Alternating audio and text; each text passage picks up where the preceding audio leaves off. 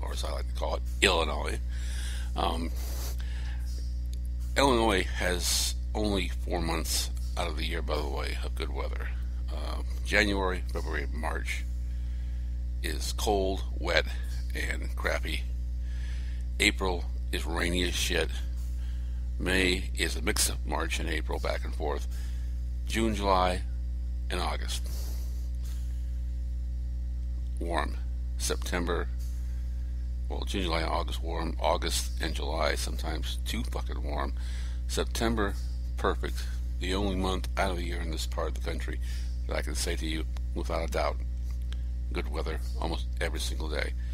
Then October, November, December, cold and fucking ridiculously cold and snowy. But with a crappy part of this country that it is, even when you get good warm weather, something has to ruin it. And I said, I'm down here in my man cave. I opened up the garage door today to air out the place. Not that it stinks, but, air it out. And the first thing I get, bugs. Welcome to Illinois and bugs. If there's anything worse bugs than bugs, gnats being number 3, bees being number 2, and flies being the worst of them all. I know we've all been through this. We were watching a show, enjoying our time, relaxing in the summer weather, and a fly comes in, and you have to kill that fly, or you're not going to enjoy your show or whatever you're doing. The fly intervenes, and now the fly becomes the enemy that we must kill. And it's always just one fly, and it doesn't just sit around and mind its own business. Just when you want to get comfortable, poof, by your eyes, poof, for your ear, or lands on the TV set, and you've got this paper in hand. And once you get the paper in hand or the fly swatter in hand, the amazing thing about flies is they just disappear, gone. So you think, okay, and you put down the fly swatter or the newspaper or the magazine, and boom, just like that, it just knows, ha ha, coast is clear, buck with him, buck with him, buck with him. Oh, fuck, I hate flies. Flies are number 64 on my things that piss me off, and even when I kill them, it's not enough. I want to kill the whole family with one big poof shot in the fucking head. Oh, pardon me, I'm sorry. Number 64, things that piss me off. Attention, all personnel. Incoming choppers with wounded. Report to the hospital. A man yesterday told me if I buy a car, I must buy one with a pussy magnet. He means a car that women will like. Yes, but where you keep this magnet? No, there's no magnet. No, he means the vehicle. Women love the Hummers. Do this have a pussy magnet? No. The vehicle itself will be a magnet. If I give you good price, will you please put in pussy magnet? Yeah, but there's no such thing in this country as a magnet.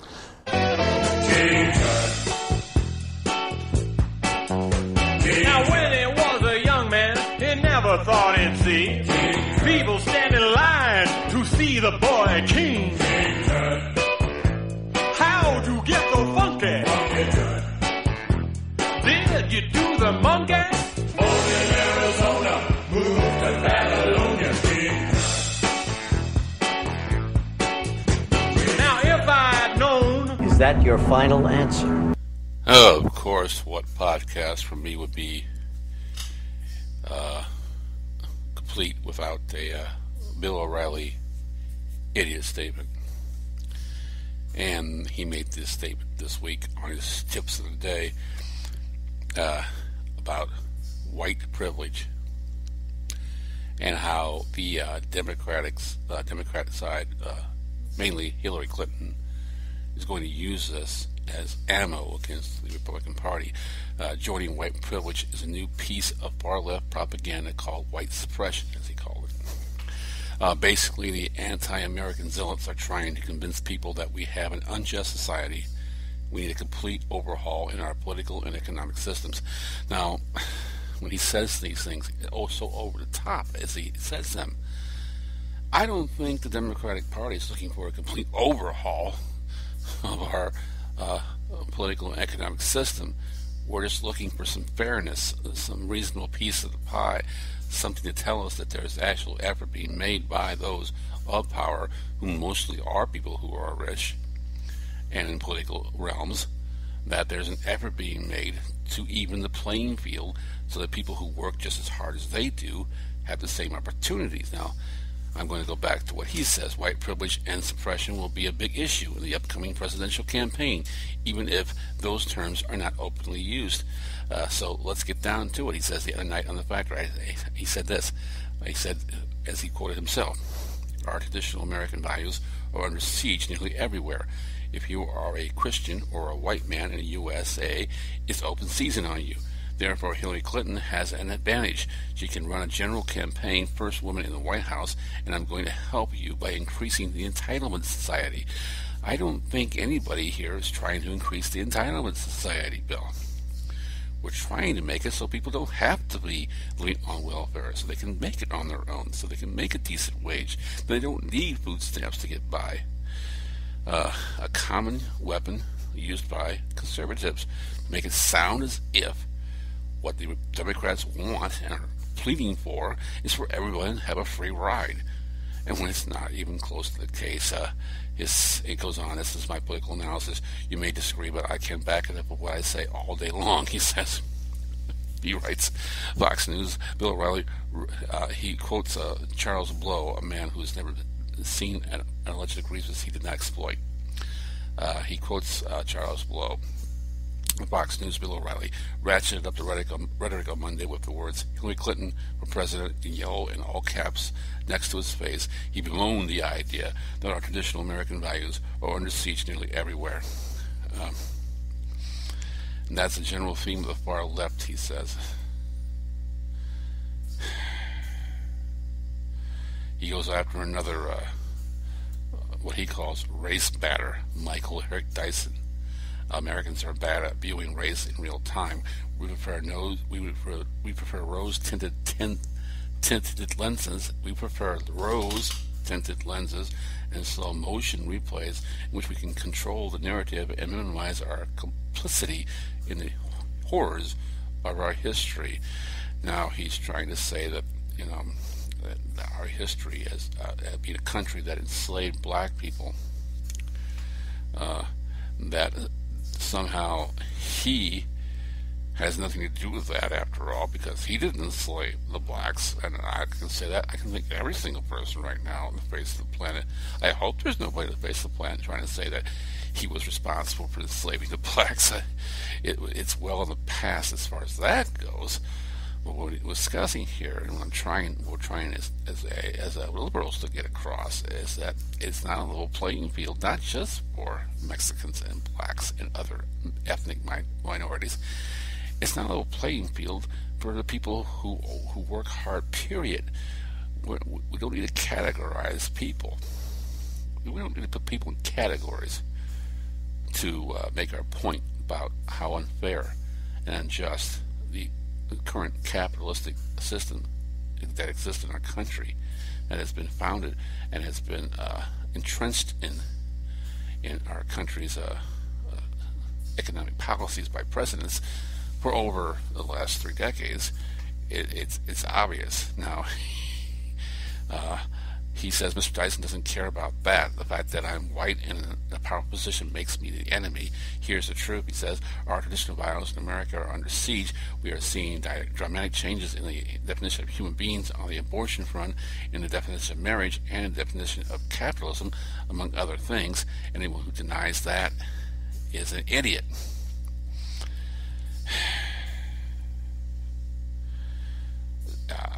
Denies it. I don't think I'm denying there's changes in the definition of human beings on the abortion front. I'm not denying there's changes in the definition of marriage and other values that we held true so well back in the 50s and 60s. What I'm saying is, stop making me an idiot. I'm not denying it, Bill. It's progress, sir. And if you have a problem with progress, then I, sir, think you are an idiot. He says it's true that in the corridors of power, white men dominate, but there are many reasons for that. But if an American woman or a minority wants to succeed in this country at a high level, they can. Blow and Dyson are examples of that. Blow, he said, is afraid to debate him, has a very good job in journalism, and Dyson's a professor at Georgetown University. So these are two black men who are very well versed. And I don't think that Blow has a problem debating you, Mr. O'Reilly, if it was a fair debate. The problem is your show has been proven time and time again that you don't allow your debaters an opportunity to express their opinions and make points. And for that, I actually applaud Mr. Blow for not stooping down to the level of yelling and screaming matches that occur on your show. Again, he goes on to say, the truth is that we live in a competitive society where hard work and freedom to pursue happiness have made the country strong. Historically, minorities and women did not have the same advantages as white men, and in some places that is still true, but not in most places. No society is perfect. Police agencies, local political situations, and corporations can all be corrupted. But there is no organized white suppression, and our system gives all men and women the chance to succeed in life if they do what is necessary to compete. And that's the truth, and that's the memo. And that's this point he makes. I wish that were true. Bill, that'd be fantastic if that was true. I see a bunch of hardworking Americans, and they're not gaining a thing because the system is stacked against them. Even people who are college educated these days are not guaranteed to make a good living. That never used to be the case. As short as a decade ago, that was not the case. A decade ago, or even just go back 2 decades ago, if you had a college education, you were almost 98% guaranteed, not just to get a good job, but to get a good paying job. It's not the case anymore. And why is that? Because corporations now hand down their jobs to either their family members or their personal friends, and there's a society that exists that just controls everything as far as the upper tier goes and who gets what. And they own politicians, they own lobbyists who they pay good money to if they don't own the politicians, the ones that don't own these lobbyists will get to by some way, means, or form. And the political agenda is now controlled by corporations and the wealthy. It's the bottom line.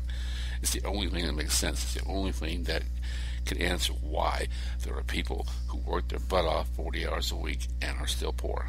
That's the only reason to explain why there's people who are dead up their ass, who do the right things and still are dead up their ass and can't get out of the welfare system because there's no peaceful way out, because you're in a rock and a hard place. You make enough money to get by, just enough money to get by, and with the government's help, enough money to get over the top a little bit, but you can't save any money, and so you're stuck in this round and round circle. You're the hamster on the wheel. And even worse, the situation is that the presidents we elect are just the other hamster on a bigger wheel around your workers in a hamster on a wheel. And you know that picture where you just see the picture of the picture of the picture of the picture of the picture of the picture of the artist of the artist of the artist artist. That's the same situation we have right now with our economy. There's this big wheel, and you're the hamster, and behind over that wheel is another wheel and another hamster, and behind that wheel is another wheel, another hamster, and eventually you'll see the powers that be, the short list of the 1% that spin that wheel, but we don't get to see them very clearly because they control the media and they control the economy, and they sit there like the Wizard of Oz behind the curtain, and we sit there with like poor monkeys flying around without a clue. So that's my rant for this show. Bill O'Reilly always gets the best out of me, I think. He says such things that are so stupid, it's insane. He said, I'm a big fan of John Quincy Adams, the abolitionist, and throughout my life I have donated big money to help suffering minorities in this country and all over the world. I'm sure he has donated a lot of money. After all, when you've got so much money, it's insane for what little fucking work you do. Guilt might take over at some point, and you have to